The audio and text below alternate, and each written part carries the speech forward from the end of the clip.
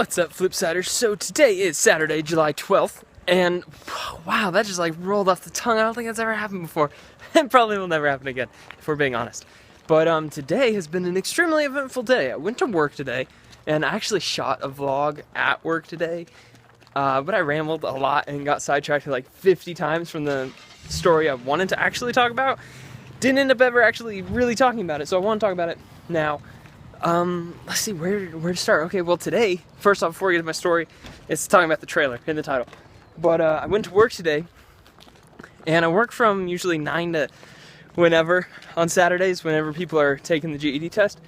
And this guy signed up for 9 o'clock today, so I was there by like 8:30, and I waited till like 10 o'clock, and nobody showed up. So at 10 o'clock, I'm just like, okay, well obviously he's not coming. I'm gonna go home. And so I got my stuff ready to go home. And I don't have a key to the office, only the security people have a key. So I had to call the security guy in the first place when I first got there to open the door, and then walk with me to the test center, open the test center. But then I had to, after that, call him again at 10 o'clock and ask him to open the doors for me so I can get back into the office and leave. And then, after that, I was about to leave, and the security guard caught me. He's like, hey, I saw someone walking up to the test center, and I'm like, what? It's 10 o'clock now. So go back inside, have him open the office again so I can get the stuff. No, not even. We walk up to the test room to see if there's someone there. And the dude's there, he's like, sorry, I'm late. I'm like, dude, you're an hour late. But I'm like, okay, let's get your test. So we had to walk all the way back to the office again, and they're like on different sides of the campus. And we get the stuff, then we walk back to the testing room, and we get him started on the test. And then I had to call him again afterwards to let me into the office to go home. So poor guy, I was calling him all over the place today. He's a really nice guy though. He's a nice guy at the college probably. Well, one of them. But anyway, then while I was at work today, I was on YouTube working on some YouTube advertising stuff, and I saw a new trailer for Exodus. I think it's called of Gods and Kings or something like that. And it's a new movie about Moses and the Exodus of the Israelites out of Egypt. And so it got me thinking, it's like, there was Son of God, God is real, heaven is real, which I don't really know if I'd call that a Bible movie at all. Never actually saw it, don't really want to, it didn't look that good. But then he had Noah. Did I say Noah already? I don't think so, Noah. Anyways, Moses. But not Moses, Exodus. I keep calling it Moses. I did that in my last video too. But it's weird, it's like all these Bible movies are coming out recently, which is okay, but it's a little strange because in the trailer I watched it's so different from the actual story of Exodus, which Noah did. Noah was like way off from what actually happened, and now they're doing it with Moses and the Exodus now, because Moses actually kills an Egyptian, and that's why he like leaves Egypt. But in the movie trailer, he just stops an Egyptian from murdering an Israelite, and this Egyptian's like his brother, maybe, or Pharaoh. I wasn't really sure. I need to watch it again, but it was weird. Like, Moses is a Israelite who was found by an Egyptian princess, and so he was raised as an Egyptian, but the Israelites were all in slavery, and so an Egyptian was like wailing on a Israelite, and Moses was like, hey, cut it out, dude.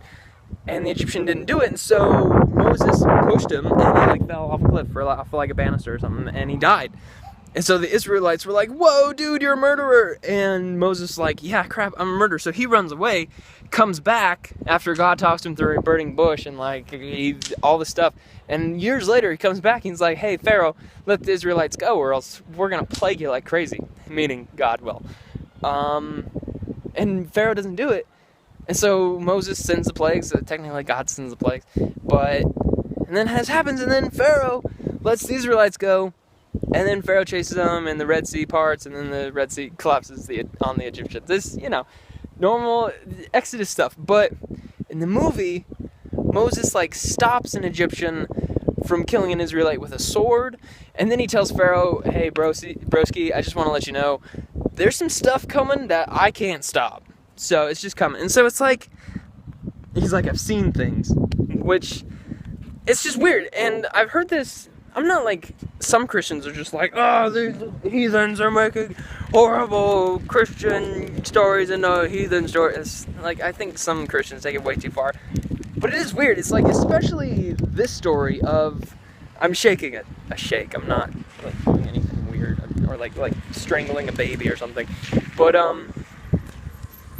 it's weird because like why use the source material if you're going to change it so much? Just for the name, I guess, and the publicity, because I never read World War Z, but I heard that the World War Z movie with Brad Pitt that just came out was nothing like the book, and everyone who read the book is like really mad because they're like, why didn't you just make the book? Because that would have made a great movie. But they changed it anyway, and they just apparently used the rights for the book for the name. And it seems like the Bible stories like Noah and this are just doing it for the publicity at this point. They're not actually telling the stories, which is weird because it's just like, if you're going to change it so much, just make your own story at that point. But I mean, that being said, the movie looks really cool, and it's done by Ridley Scott, who directed Gladiator, which is like my favorite movie, that or Braveheart. Those are my two probably favorite movies. And so it's going to be awesome. Prometheus sucked, and that was Ridley Scott, and fight me over that, because it is a horrible movie. But it's going to be a great movie, but it's just like, if you're going to use the name and stuff, just stick to the source material, because the story of Exodus and Moses and all that, it's a good story, and it's exciting and intense. And it doesn't even need to be changed for it to be Hollywood material. So if you're going to change it so much, just make your own dang movie, and don't associate the name with it. I don't know. I think they should just hire me to make these Bible movies, because I can make a legitimately awesome Bible movie that's accurate. And that's not being cocky or anything, that's just confidence right there, because I'm pretty sure I could make like a better movie than a lot of these Hollywood people. I think, I don't know, maybe that's just hopeful thinking. Probably. Oh, my arm hurts. I'm gonna go. Thanks for watching, guys. Post in the comments if you guys are interested in this whole, like, even just books to movies totally changing the source material thing. It's like, is it necessary? Why do they do it? And does it bother you guys? Any book. Doesn't have to be the Bible or anything, but anything at all. Anyway, thanks for watching, guys. Don't forget, this guy is totally creeping on me. Don't forget to click the like and subscribe buttons if you haven't already, and we will see you guys on the flip side.